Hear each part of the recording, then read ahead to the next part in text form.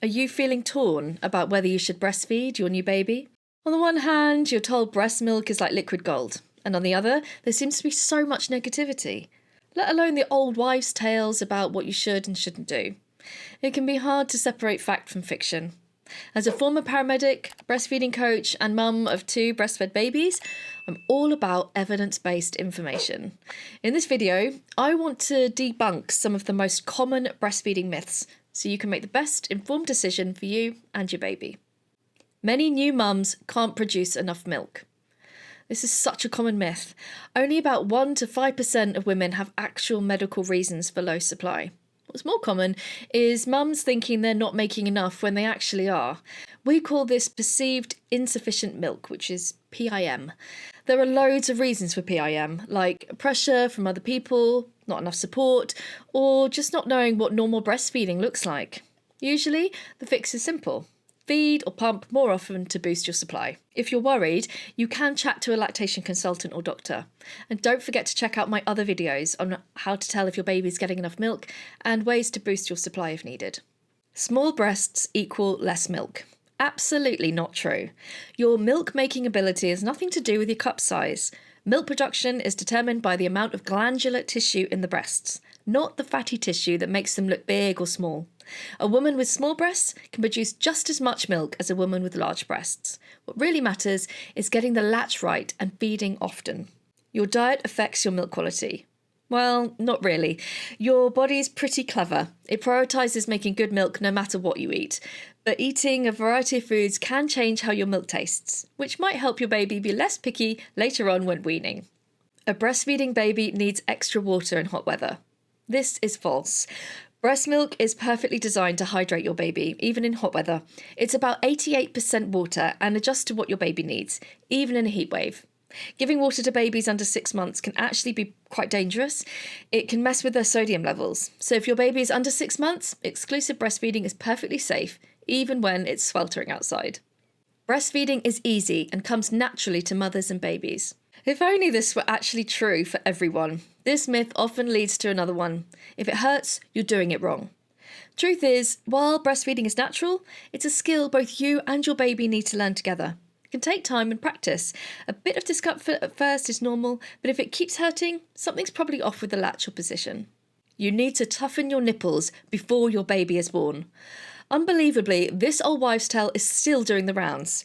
Your body's designed for feeding your baby, and it naturally preps for breastfeeding during pregnancy. Nipples are meant to be soft for babies, not tough like leather.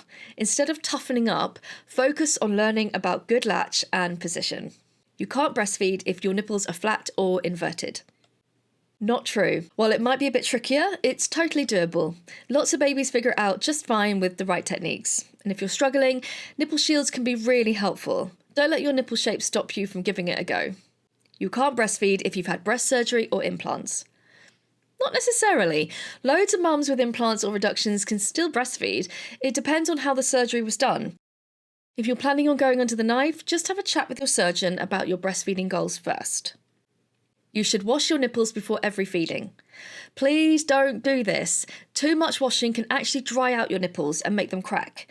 Your milk's got its own antibacterial properties, which help with healing and protection. Plus, the natural bacteria on your skin is good for your baby's gut microbiome. Just shower as normal and you're good to go.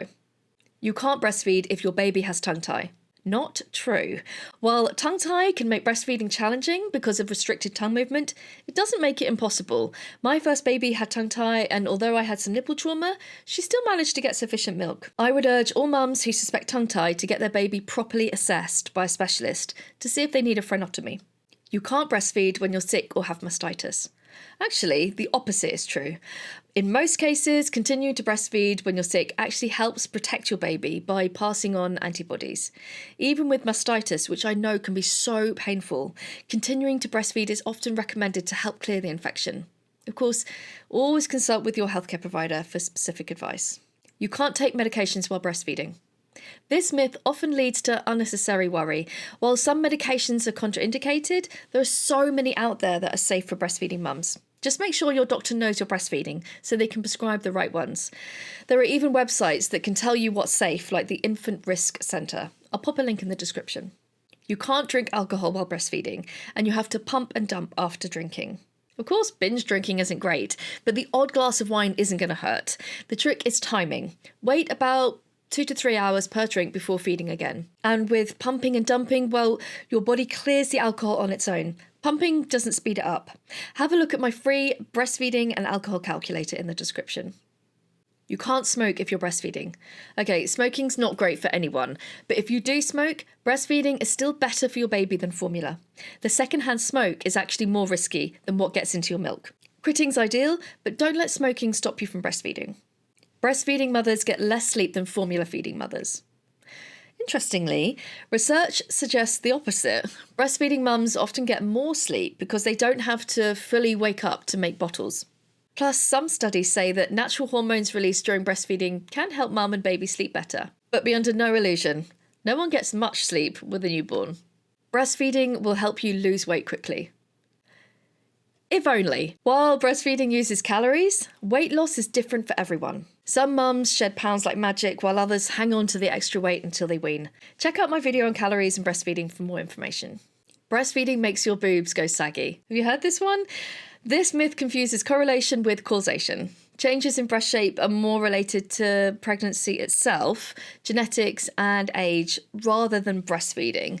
For example, during pregnancy, hormonal changes cause the breast to enlarge and the ligaments to stretch, which can lead to a slight sag over time. There's not much you can do about that. Breastfeeding will prevent you from getting pregnant. While breastfeeding can put a pause in your fertility, it's not a guarantee against pregnancy. There's actually a thing called LAM, lactational amenorrhea method, that can work as birth control, but it's got some pretty strict rules. For LAM to work, you need to tick all 3 of these boxes. Your baby is under 6 months old, you're exclusively breastfeeding around the clock, and your period hasn't come back yet. And yes, you can still get pregnant before your first postpartum period, as you can ovulate before you even know your cycles have resumed. So if you're not ready for baby number 2 or 3, 4, chat with your doctor about birth control options compatible with breastfeeding. Better safe than surprised. You can't start breastfeeding if you didn't do it right after birth. Nope, not true. While starting early is great, it's not a now or never deal. Some mums and babies need time to get the hang of it. Whether it's been hours, days, or even weeks, you can still give breastfeeding a go. Preemies can go a little while before being introduced to the breast, and some adoptive mothers even manage to breastfeed. It's all about stimulation and persistence. You need to wean your baby when you go back to work. Come on, it's 2024. Loads of working mums keep breastfeeding. With pumps, flexible work schedules, and supportive employers, it's definitely possible to keep your milk supply up. In the US, the Affordable Care Act requires most workplaces to provide time and space for pumping. In the UK, employers have a general duty of care to provide suitable facilities and break times. Just know your rights. It's hard to wean a baby if you breastfed for more than a year. Every child is different. Some are done at 6 months, others are still going strong at 2 years. The World Health Organization actually recommends breastfeeding up to 2 years and beyond. I breastfed my 2 for well over a year each, and they weaned no problem. You should stop breastfeeding when your baby gets teeth. Babies don't chomp down when they're actively nursing. If they do bite, it's usually the end when they're done or distracted. A firm no and ending the session usually nips that in the bud. Besides, some babies get teeth at 3 months, others at a year. Are we supposed to time weaning based on dental development? I don't think so. Babies don't need breast milk after they start eating solid food. Breast milk remains a crucial source of nutrition and immune support for the first year, well into the solid food journey. In fact, the American Academy of Pediatrics recommends breastfeeding for at least the first year of life, even as solids are introduced. Once your baby turns a year old, breastfeeding is just for comfort. Breast milk doesn't just suddenly lose its power on your kid's first birthday. It's still got loads of antibodies, vitamins, and perfectly balanced nutrition. Plus, even if it was just comfort, what's wrong with that? Comforting your children is just kind of our job as mums, isn't it? Using a dummy or pacifier will cause nipple confusion. Most babies can figure out the difference between a dummy and a real breast. Mine certainly could. Dummies often get unfairly criticised, but the NHS actually recommends introducing one at bedtime to reduce the risk of SIDS. The general advice is to wait until breastfeeding is well established, usually around 4 to 6 weeks before popping in that dummy. Once a baby takes a bottle, they won't go back to the breast. Oh, come on. Babies aren't that fickle.